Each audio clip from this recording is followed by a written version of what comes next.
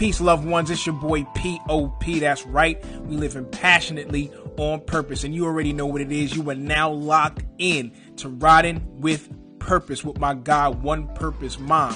If you need inspiration, motivation, you just need some food for your soul and get ready for your week, this is the right place to be. So buckle up and let's ride. Yes, sir. Man, am I excited tonight? You're now tuned into another edition of Riding with Purpose with your boy. Man, you know, my number one desire is to make sure that I'm putting content out there that's going to inspire, empower, and motivate. At the end of the day, when it's time for me to transition from this earth, I want my kids to be able to see a body of work that will inspire and transform their lives. They'll be able to go back and look and see who their daddy was and the people that influenced him along the way. And so I'm excited tonight to bring my guest on. You might know him, Grammy Award winning, MTV Video Music Award winner, Billboard Music Award winner, Soul Train Music Award winner, and the list go on. I'd like to present to you my guest tonight, Michael from 112. Y'all give it up.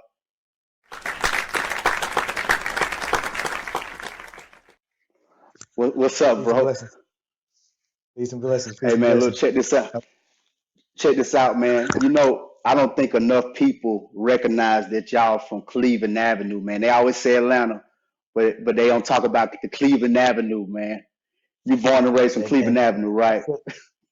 That's a problem, man, that we have been trying to fix for the last 25 years, man. Like we you know, being from the A, you know that you can be from Decatur, you can be from College Park, you can be from the north side, but when you're outside of Georgia, when people ask you where you're from, you got to say, I'm from the A. You know what I'm saying? I'm from the A. I'm from Atlanta. That's just the easiest way that we can do it or whatever. But, and it's funny because I was watching, it's a clip on Instagram where all the Atlanta, well, not all the Atlanta artists, but a lot of Atlanta artists, Ludacris, Keisha Lance Bottoms was on it, Killer Mike was on there, where they were doing a PSA for, you know, Atlanta and what was going on and stuff. And I'm like, I wonder if we ever crossed their mind. You know what I'm saying? Like, I wonder if there's ever a point where they say, you know what, let's use 112 in this PSA, man. But, you know, I'm not bitter. I'm Atlanta, represent, I'm A-Town all day long, Zone 3, Cleveland Ave. I went to George High School. So it was Tri-City on one side and it's George on the other side. We went to George High. So big shout out to that side of town. My old man used to cut hair on Cleveland. He was a barber, you know, for all the drug dealers, all the athletes, everybody. He was, you know, he used to cut hair at what was it called? Profile on Cleveland Avenue. Yeah. So, Yep. So bro, you went to school on the Atlanta side. You didn't go to school on the East Point side. I went to school on the Atlanta side, closer to Jonesboro Road. Yeah. So for anybody that's not from Atlanta, there's a difference. There's an East Point side of Cleveland Avenue. Say I'm from Delowe, so I'm in the heart of East Point. But there's Atlanta side to Cleveland Avenue too. So you was on the Atlanta. You was cutting edge on the Atlanta side. I was on the other side. You know what I'm saying? When you cross, like when 75, 85, you cross over. Like either you're gonna be on it, you're gonna be over there near that Kroger that's on Cleveland Ave. Metropolitan. Gonna be near that cake, or you know, it was called Stewart. So, Stewart Ave, Stewart Ave. Stewart Ave back in the day, whatever. So, you know, but yeah, man, we made our bones over there, man. Like Atlanta and 112 or it's a symbiotic relationship, man. Like we are tied into Atlanta. We believe in Atlanta. We love Atlanta. Forever I will be Atlanta. It don't matter where I lay my head, you know, in the end, but I will always be from the A. No doubt. Now, originally, bro, your group was called Forte. And Yes. I don't know if a lot of people know that. And that stands for Forever en route to excellence, right? What an awesome name, man. You know what I mean? That for me, I feel like that was foundation. Yeah, we wanted to keep it. But at the time, Rapping Forte was out, and we didn't want to mix the two. You know what I'm saying? We didn't want any confusion with, you know, they talking about they forte and he's rapping forte, and you know, we just didn't want to cause any confusion or anything. But that acronym was how we lived our life, man. You know, we was always on route to excellence, and now, you know, 25 years later, the term Black excellence, you know, is synonymous with, you know, Black people and just doing what you can to uplift, you know, saying the next person and yourself. So, you know, we was on to something back then. You know what I mean? I wish to God that we could have kept that name. You know, I love 112. You know what I mean? Because it represents where we're from. You know, but at the same time, Forever en route to excellence, we actually sat there and thought about that. You know what I mean? And actually came up with the acronym, man. So, you know, it is what it is. Maybe in another life. Yeah, no doubt, bro. When you get a chance, just move your mic a little bit from your shirt, bro. If you get it, because it's just bumping up against it a little bit. Okay. Yep. Okay. Let me do this. Boom. Let me do this Oh, instead. okay. Oh yeah. We in there. Yeah, Okay. man. Good. So Forte and guys, we go jump into the interview, but I got some questions because I'm a fan first. Yeah. So bro, do y'all have Forte on any newsletters or programs, or do y'all have Forte shirts? Do y'all have anything with Forte on it? We have in our high school yearbook, we have we were performing, and it says underneath the group name was Forte. Okay, cool.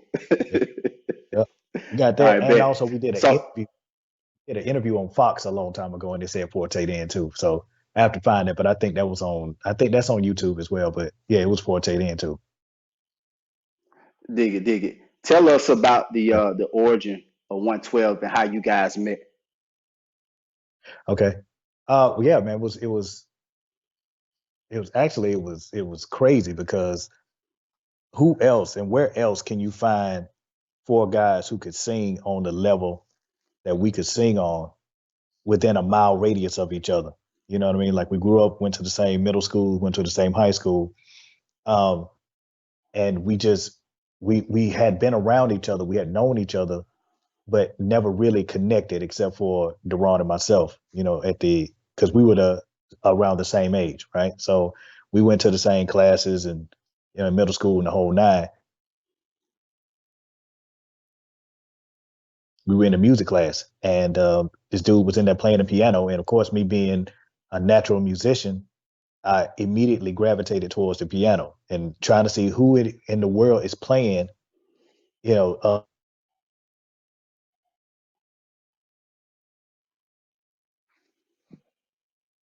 symphonic. It was something orchestral or something like that, man. So I was like, man,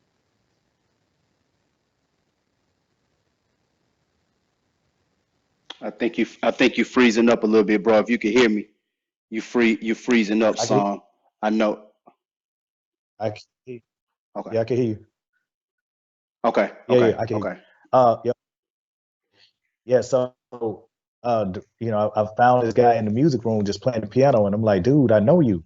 He's like, yeah, I know you. Like we went to the same summer camp, so that's how he and I began our friendship, and we were just a kindred spirit when it came to the music.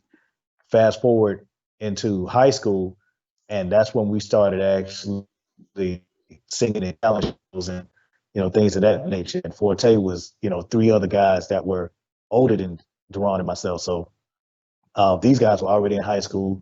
They had already, you know, started establishing themselves as a group and the whole nine, with the exception of Slim.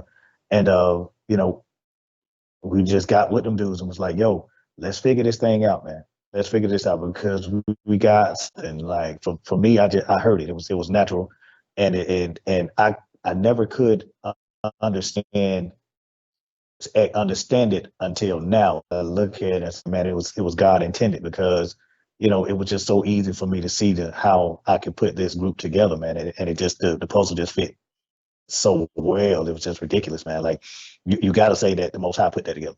You know what I'm saying? Because we didn't know what we were doing. You know what I mean? So Yeah.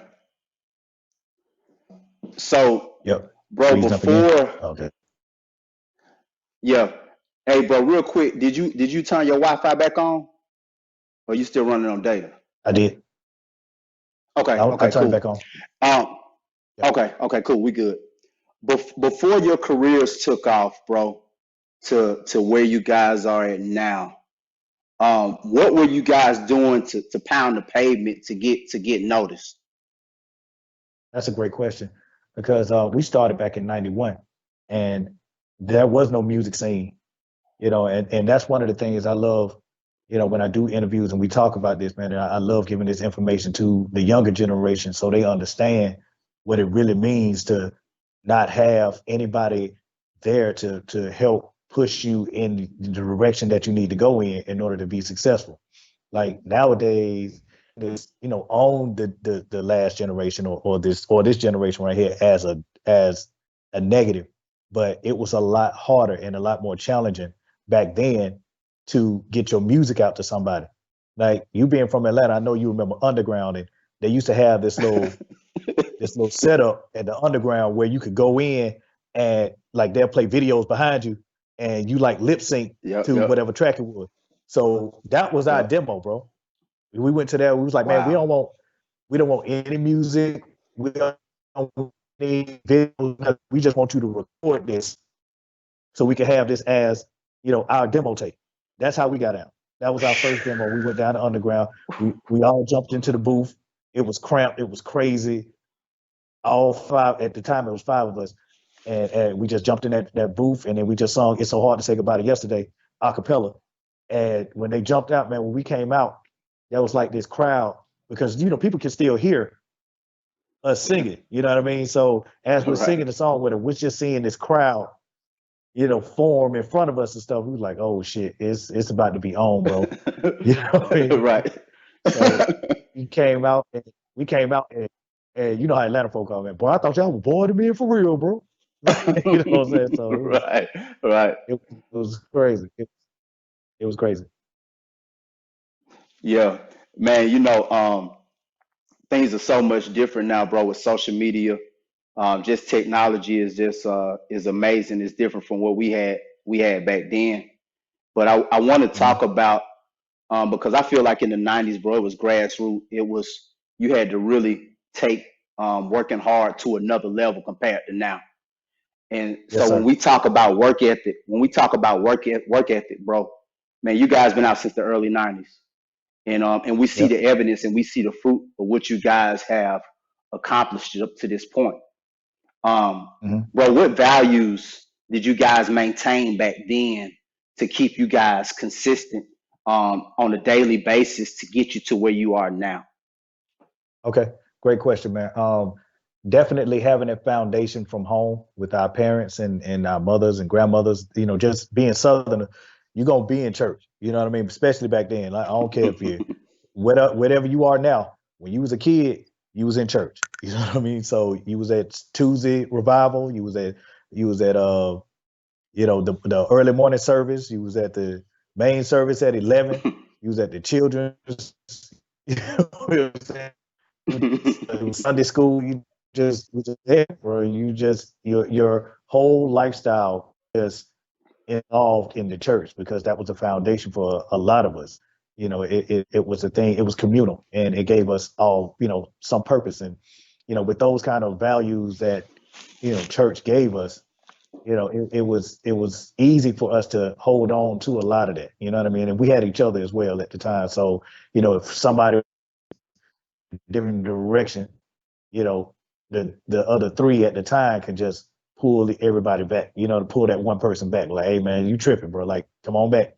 Or, if it got too crazy and somebody just couldn't take it, the other three at the time were there to just hold everybody accountable and just it's important. It was important for us to have that kind of, accountability for each other in order to, keep you honest, man, and keep you humble. So and being with Paul, man, that dude, he wasn't giving out no awards, and he wasn't giving out no appreciation, man, like that, bro. Like, you had to work for it. Like, every day he threatened to send us back home, man. Every day. It wasn't it Wow. wasn't a day that went by that this dude didn't threaten to send our asses back home, man, for whatever infraction. And at the time we was upset about it because, like, man, we putting in the work, man. What's it? But now looking back in it, retroactively, what he was doing was instilling You know, a lot of the key things that made us successful: always be on time, you know, respect everybody else's time and respect everybody else's energy. Don't come in with negative energy, always positive energy. Come in with a game plan. Don't just wait for somebody to tell you what to do. Figure something out. You know what I mean? So those were a lot of a lot of the lessons that we learned. You know, just growing up 17, 18 years old in New York City for the first time in our lives, trying to figure everything out, trying to grow up and be a man at the same time. You're trying to be a R&B, you know, superstar, and it was just really crazy. But a lot of those lessons stuck with me. A lot of those life lessons that he, you know, one of the things that he used to always say to us is emotions will keep you broke. He used to say that all the time, man. And Wow. at first I never understood what that meant. And then, but as time went along, and then you start seeing how people start to change when money gets involved, and you know, and women get involved, and all these other extracurricular activities and stuff, and you start to realize exactly what that man was talking about. Like, man, emotions will keep you broke, bro. If you sit up at home, like, man, arms folded, all this other stuff, man, the world is never going to get to know the gift you had. You know what I'm saying?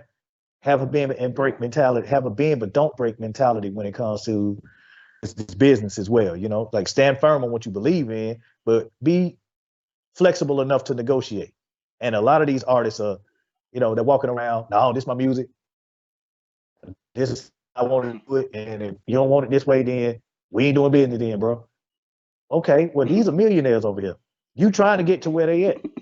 And if you don't have a flexible mindset when it comes to these negotiations, when it comes to, you know, just doing business with people, man, you're gonna fail. That's in life. That's in life, man. Yeah, bro.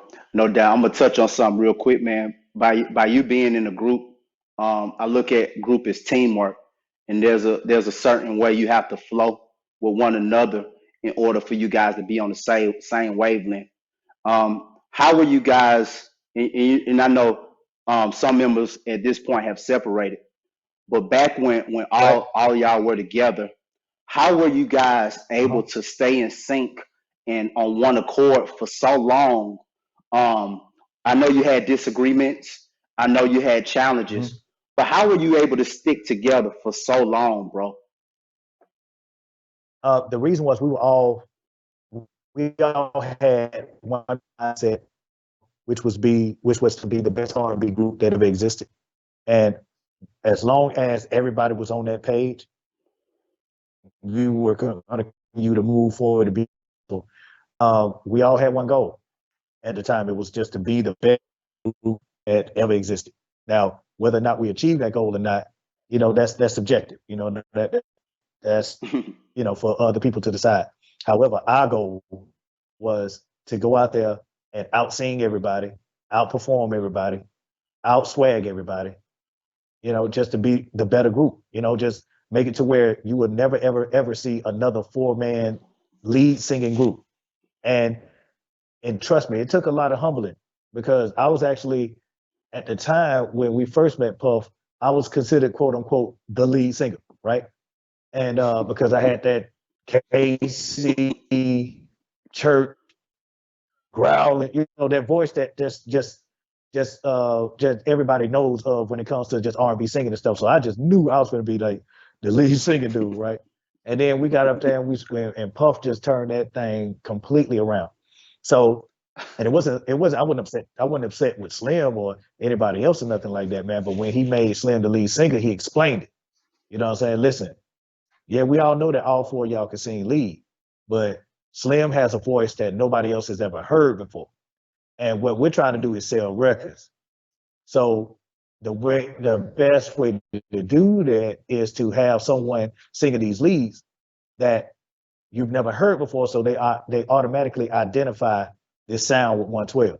It made sense, man. Like I couldn't do nothing but just say, "Hey, bro, listen, you got it, y'all got it." You know what I mean? Because what is the objective? Are you here to show everybody how well you can sing, or are you here to sell records? I mean, of course you want to do both, but if I had to choose, I want to sell records.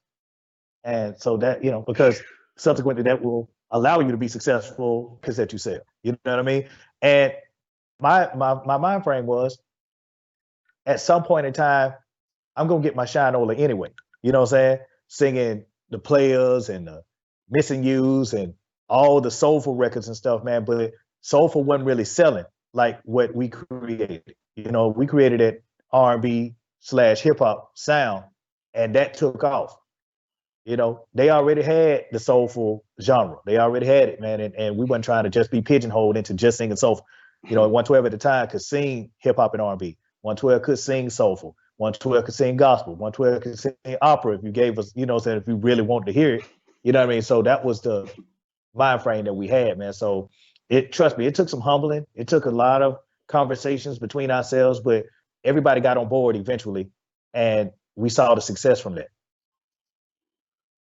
Yeah, no doubt. Now, bro, you mentioned that your voice, you had that kind of like that gospel rasp, that gospel growl to it.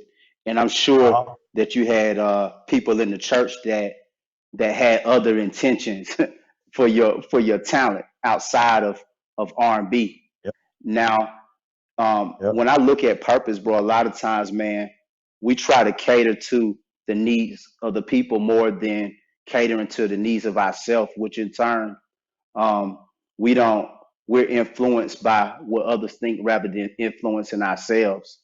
Bro, how did you not allow what other people saw in you or felt about where the direction you should go? How did you not sway and go in that direction? How did you stay locked into what you felt you should be doing? That's one of the greatest questions that anybody's ever asked me, bro, in my 25 years. So thank you for that.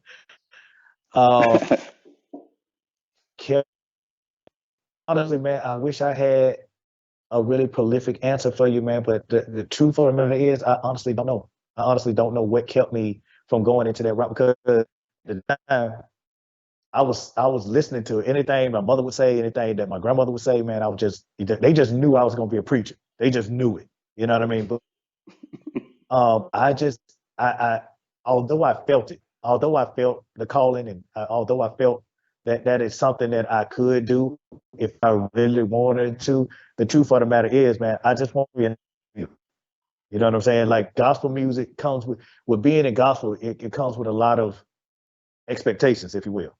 You know what I mean? And I wasn't trying to live up to nobody's expectations but my own, and maybe my mother and my grandmother. But honestly, I was trying to etch out my own path, and my journey without the influence of others.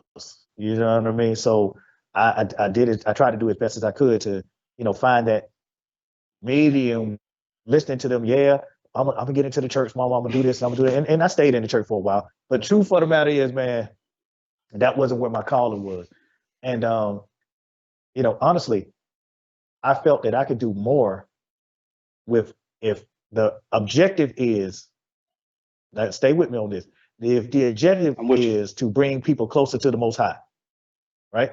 Then I can reach more people doing what I'm doing in this world versus a church world who already have their mind set on what they feel Christians and gospel music and all that should be. You know what I'm saying? And to the masses, when he started knocking over tables and stuff like that, man, he was hollering at the heathens. He wasn't talking to the people that was already in church. You already in church. You know what I'm saying? You have an understanding. The mindset is that you already have an understanding. You see what I'm saying? But I need to talk to the people that may not have an understanding with the Most High, with the other side, with the spiritual. You know what I'm saying? And it's not even about Christianity at this point, because that's another thing that I learned too. You know what I mean? Because the Muslims have a lot of great ideas and a lot of great doctrines. The Jews have a lot of great ideas and a lot of doctrines. The Christians have a lot. Like, you can learn from everybody. You know what I mean? And that's one of the things that I've picked up along the way as well, because I had a myopic view of the world, very closed-minded view of the world. I was Christian, and no matter what nobody said, it was Jesus Christ, Lord Almighty, yada yada yada. And I went out into the world and saw how happy these Muslim women were, how happy these Muslim men were. I saw how these Buddhists, how happy they were. I've seen other Christians and just saw how, and I'm like, bro, we can't all be wrong and we can't all be right. So what is it? that's where your personal journey comes into play, and you start figuring out your path on your own, man. So I really tried my best to just steer clear of what people thought the expectations were, even though as a people we covet and we yearn for other people's accolades and other people's, what I'm saying, praise of us, man. CeeLo on in Nas Park, you heard Nas Barkley. CeeLo, I live by this. He wrote one of the most prolific lines in music, as far as I'm concerned. He said, "Everybody is somebody, but no one wants to be themselves. And if I wanted to understand me, I have to talk to someone else." So you think about that for a second, bro. Like that. When I heard that for the first time, man, I froze, immediately froze, and I said, "Wait a minute. I don't think homeboy understood what he just said." That man said, "Everybody is somebody, but no one wants to be themselves. And if I wanted to understand me, I got to talk to someone else." I said, man, if that ain't our lives in a nutshell, just life, period. Right. You know what I mean? How prolific was that, man? Like that was Man. that was that existential, bro. Yeah, no doubt, man. And shout out to CeeLo, another legend from the A. I mean, we just breed Hey, greatness, man. Whether people want to hey man. recognize it or not, we breed greatness, dog. Exactly. Listen, hey man, I'm just a firm believer at some point, man. Like the world is just gonna say, you know what, bro? We just gotta. I think what it is, man. I think it's a little envy as far as the rest of the world is concerned, man. Because they like, man, we can't let y'all have everything, man. Y'all can't be great at For everything. real. We gonna make sure that the Falcons suck. You know what I'm saying? Y'all sports team suck, but everything else, music and how we got young Right. leaders and all these entrepreneurs and all this other stuff. Y'all can have all that, but y'all teams gonna suck, man. But y'all can't have everything. Hey, but you ain't lying, but it's like, man, what is y'all not good I'm trying to tell you, they so tired of us, trust me, bro. They so tired of us outside Atlanta, man. It's ridiculous, bro. Because we like you said, we just exude greatness. You know what I'm saying? We got the Yeah, best. We yeah. got the best leaders. We got the best black leaders. We had Stacey Abrams, who wasn't naturally born in Georgia, but she been down here long enough. She got an alien antenna just like everybody else do. But she turned a red state blue. How about that? Yeah, So it's right. greatness everywhere, bro. This black greatness, this black excellence and greatness, bro. It's here, Atlanta. You know what I'm saying? That's right. The traffic That's sucks, right, but man. yeah. Other than that, Exactly. It didn't used to be like that in the '90s, though. How it is now. no, man, not at all. Not at all. Not at Man, all. bro, you tapped into your life's purpose, bro. And there are people that are watching that are still on their journey to find theirs, and then some that are just lost. And then some people they bump into their lives, they bump into their purpose and don't even realize, like, man, this might be it. Bro, how did you know that this was what you were born and made to do? I knew at a very young age, man. I knew around 3, 4 years of age that this is what I was supposed to do. Just give you some history. I'm named after Michael Jackson. Like, my mother, she was just a big Michael Jackson fan. And so I'm her firstborn. So of course, her firstborn is gonna be named Michael. You know what I mean? So that was just so from that point on, man, when I realized that, I was like, man, I'm in it. I love it. I saw Thriller for the first time and I lost my mind, bro. I said, that's what I want to do. Not necessarily do the moonwalk, but I want to be in entertainment because I've been an entertainer all my life, man. Like you asked my parents, like anytime we had a function at the house, Thanksgiving or whatever, the first thing they do, Michael, come in here and sing something. And I just turned it on, immediately just turned it on. We be singing for hours, man, just getting on people's nerves, just singing, singing, singing, singing, singing. And it wasn't just standing there singing too. It was like, just giving them a show, just, going over there playing with my grandma and just having a hand, getting on my knees and just, just doing all of that. five heartbeats kind of thing, man. Like that was just me out, and I did that naturally. Like I wasn't really watching anybody other than Michael Jackson, maybe James Brown. You know what I'm saying? But it was just something that naturally came to me. And my mother would say I'm a ham, but I don't eat ham. But so she was just like, he a ham. Just he gonna go out here and he just gonna entertain. And I just went out there and I just knew naturally, bro. Like this is what I wanted to do. There's nothing else in life that I ever wanted to do as badly as I wanted to sing. You know what I mean? Like it's not even a want, really. It's a necessity. You know what I mean? For me, like there ain't a day go by when I'm not singing something. I'm like, I'll go to like I don't know if you've seen that little meme on Instagram where the dude come in and he's like, let me get let me get 21, 21, but just singing. Bro, that's me. I go to Chick-fil-A, bro. It was like, man, can I take your order? Can I get a number one? You know what I'm saying? Just getting on people's nerves. That's the Right. number one. You know what I'm saying? No cheese. You know what I'm saying? Just messing with people, just getting on people's nerves, man. So that's I just knew, man, that I was gonna be a singer. I just knew it. I've always known it. It's certain things in life you just know. Some people know they're gonna be fathers. Some people know that they're gonna be, just overall good people. Some people know that they're gonna be God fearing, or they're gonna be a good husband, or things of that nature, a good brother, or good son, or whatever. I just knew I was gonna be a great musician. You know what I mean? I knew I was gonna do something. God didn't give me this voice around and and not taking anything away from the gospel world, but I knew I had bigger aspirations than just singing in somebody's church too on Sundays. You know what I mean? So that was the motivation for me, man. I just had to get off the air, man. As much as I love Cleveland, as much as I love the air, I could not see myself and all this greatness that the Most High gave me just sitting, waiting on Sunday to come so I could sing in somebody's church, man. Like I couldn't do that. Yeah. Man, bro, purpose, purpose can be trying at times, bro, when you things just not opening up, you're not getting booked, you ain't making no money, you don't see the benefit behind your labor. You're Yes, sir. grinding, grinding, grinding, and you're not seeing it, bro. When was that moment for you?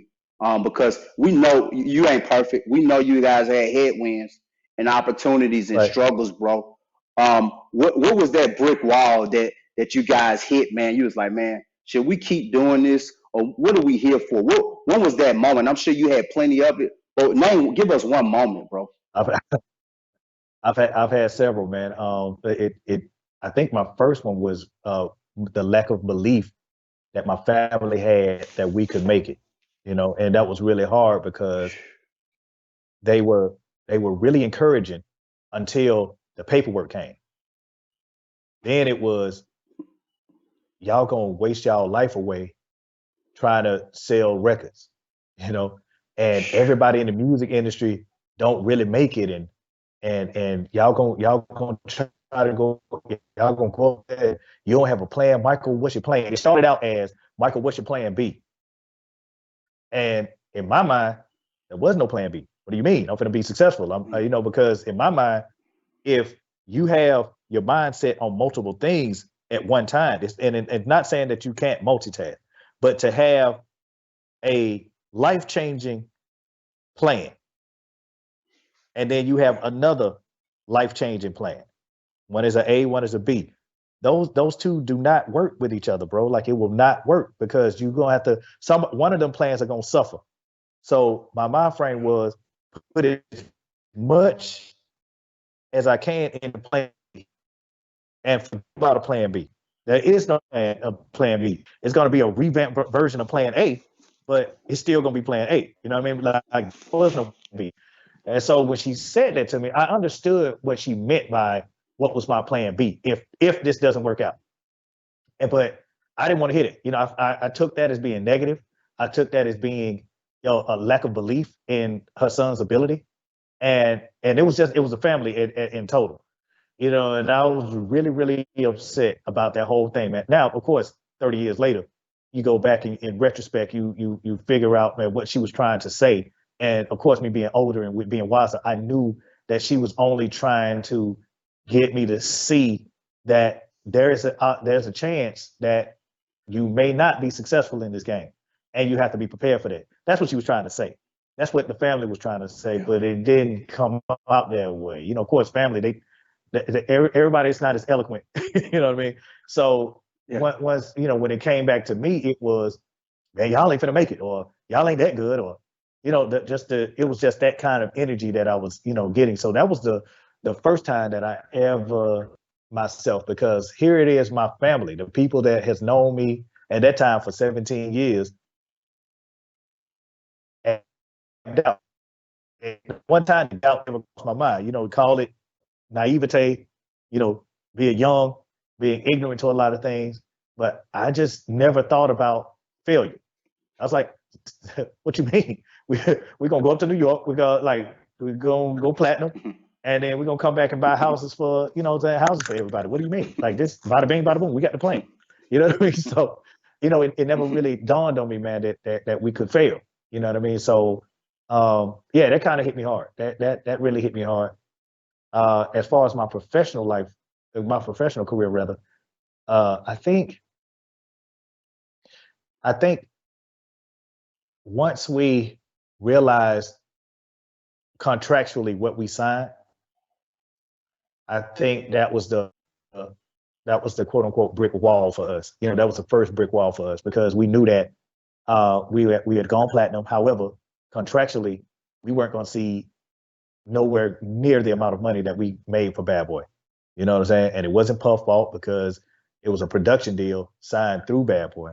But yeah, nonetheless, we weren't gonna see nowhere near the amount of money that we should have made for that first go round, man. So, that was that brick wall where we just realized that this is how this industry is, and it's all part of business. Now, you can take them emotions, like what we said earlier. Emotions will keep you broke. You can sit there with your arms folded, and the world let yourself what you signed, or you can take this opportunity. Y'all still are making money. Yeah, you're not making the kind of money that you're supposed to be making, but y'all making saying a great life right now.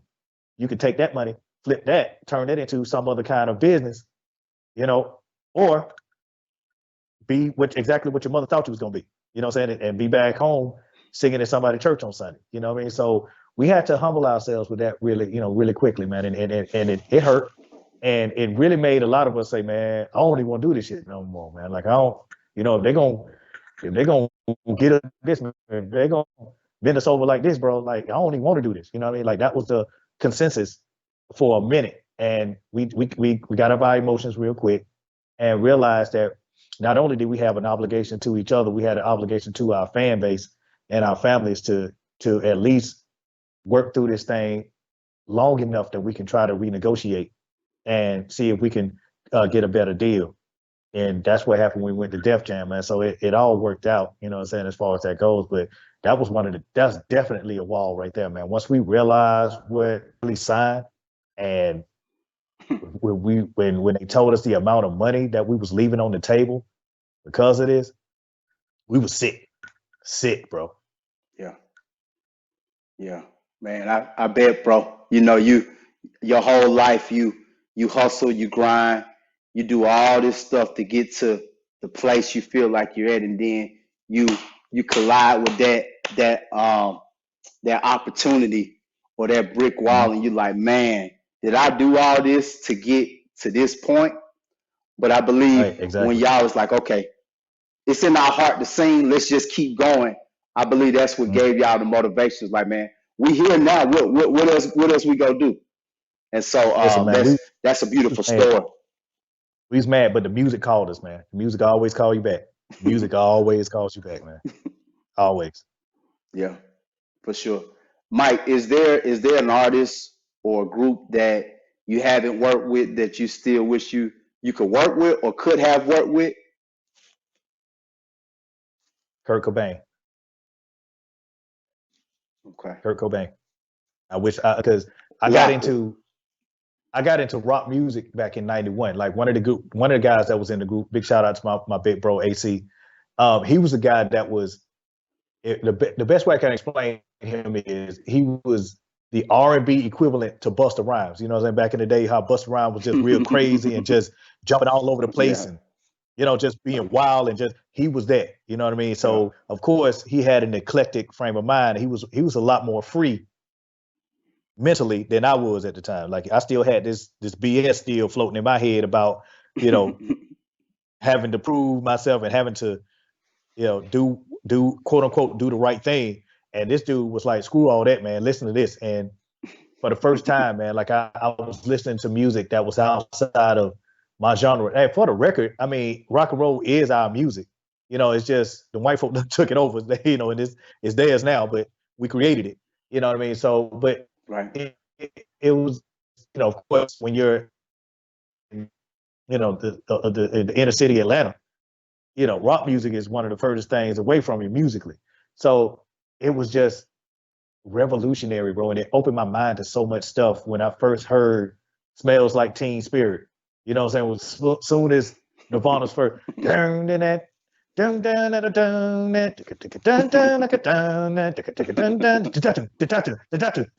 was done. At that point, man, I was like, bro, this is where I belong.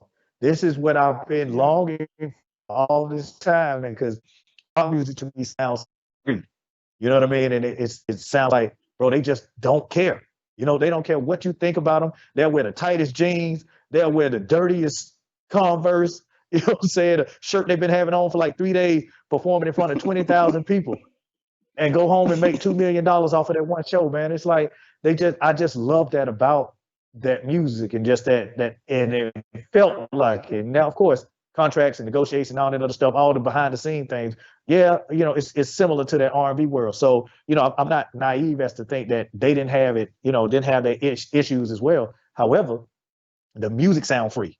You know what I'm saying? Because nowhere in the world R&B artists would be able to do that kind of music and still be quote unquote successful, man. So I just love the freedom aspect of it, man. So I got into Nirvana, Alice in Chains, Pearl Jam, Stone Temple Pilot, Papa Roach, System of a Down, P.O.D.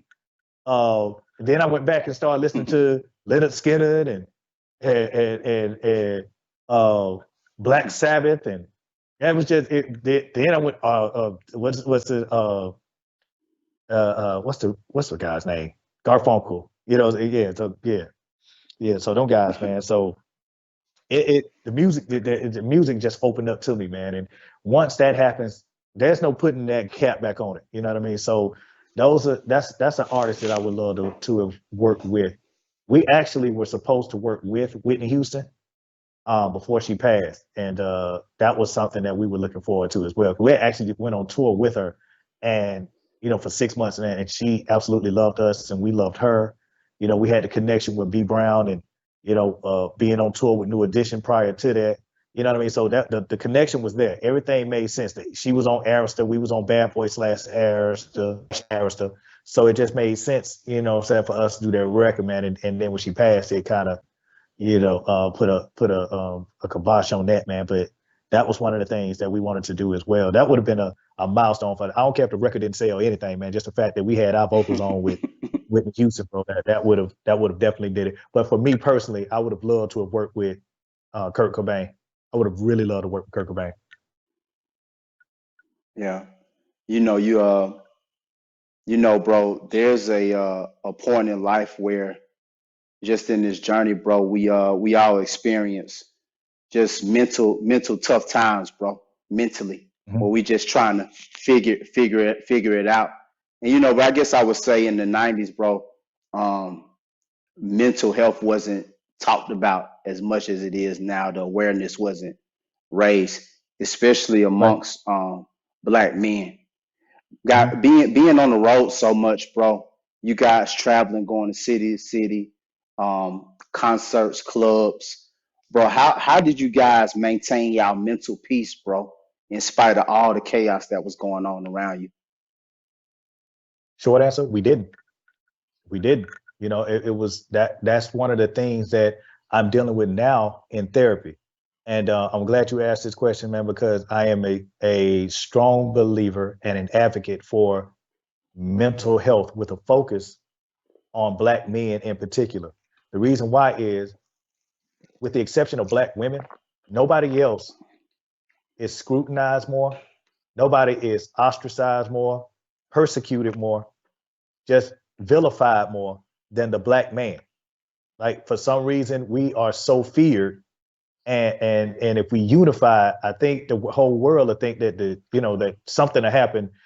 The apocalypse will happen, if you will, and it's just a reflection of their fear of our greatness.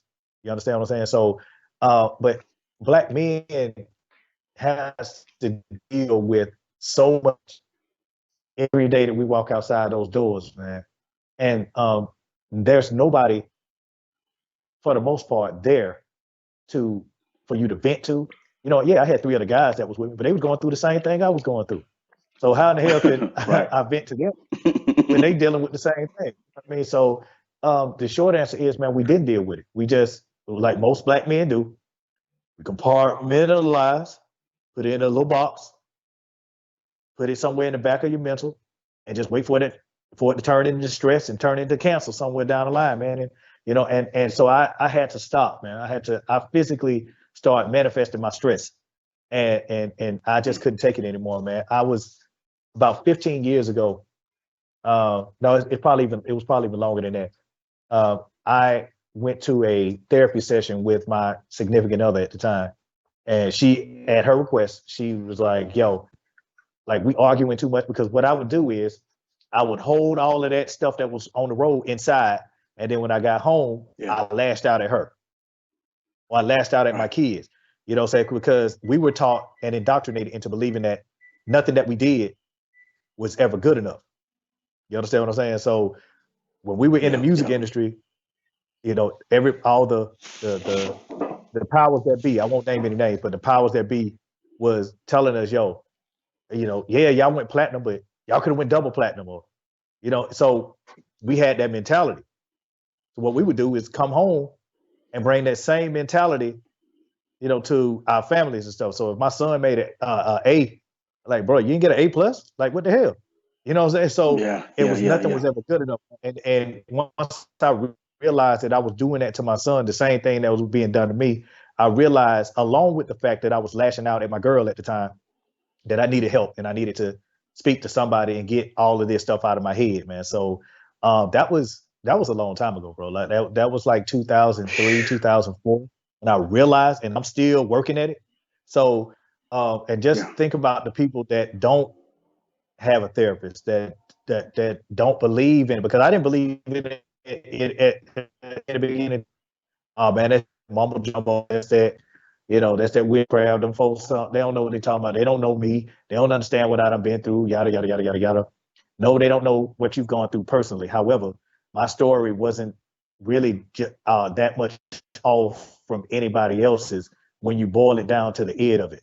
And what they're here to do is not give you an answer, but they're here to help you figure out the answer on your own. You know what I mean? Like, you figure out what's the best course of action for you, man.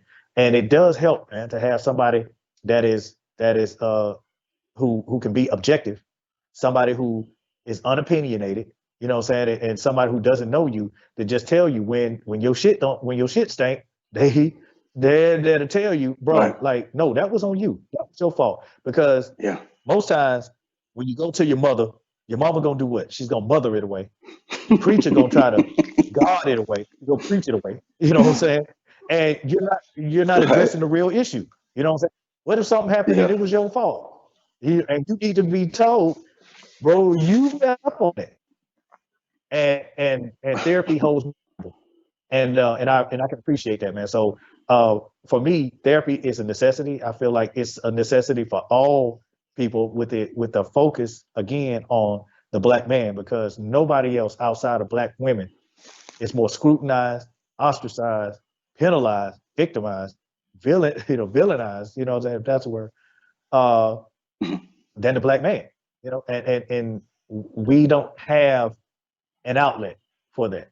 As kids, we were told, what, man, you better suck that shit up, man. Stop crying, bro. Like, man up, bro. You gotta, but crying is a natural part of it, man. Like, that's why God gave you that.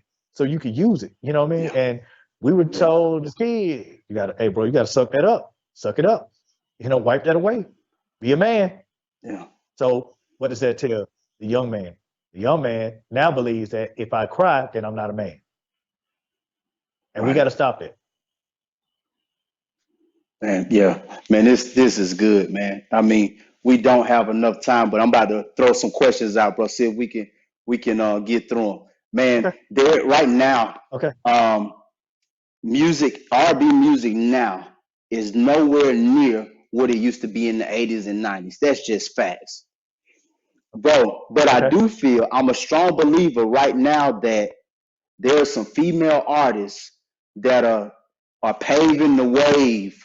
They're kind of tapping into that 80s, 90s feel. Who are some of the artists you think that are out now that are kind of grabbing that 80s and 90s and bringing it back to where we are now? Um, her, Ella May, Jasmine Sullivan. No doubt. That's I had them on my list as well. Same ones, bro. You know, Okay. I like that. I like Tiana. You know what I'm saying? I like her. I like SZA. You know what I'm saying? It's some good R&B singers out there. Kalani, she's good singers out there. And that, like you said, they're pulling back from that 80s and 90s, sound and that route. So it's really good to hear that, man. I'm looking forward to seeing the groups come back though. You know what I mean? But yeah, those are my female artists. How do you think we lost that feel, bro? What happened that made that disconnect? What happened, bro?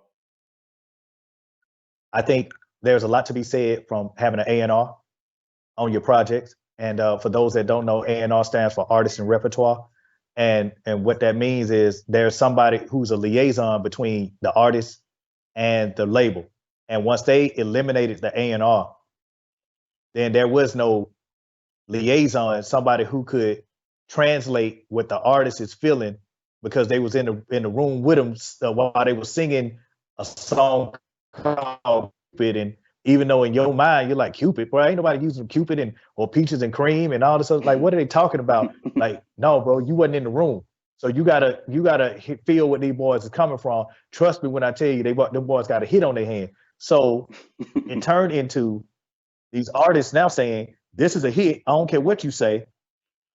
And without any history, without any background to bring your music from. So yeah, it's one thing for you to listen to artists and you growing up and you're emulating them or this, that, and the other, but to actually have someone that helped groom you and turned you into the artist that you are, like it's something to be said about that. So now you got a generation full of artists who you can't tell nothing now. You know what I'm saying? Because in their mind, what they came out with is the same melody. I could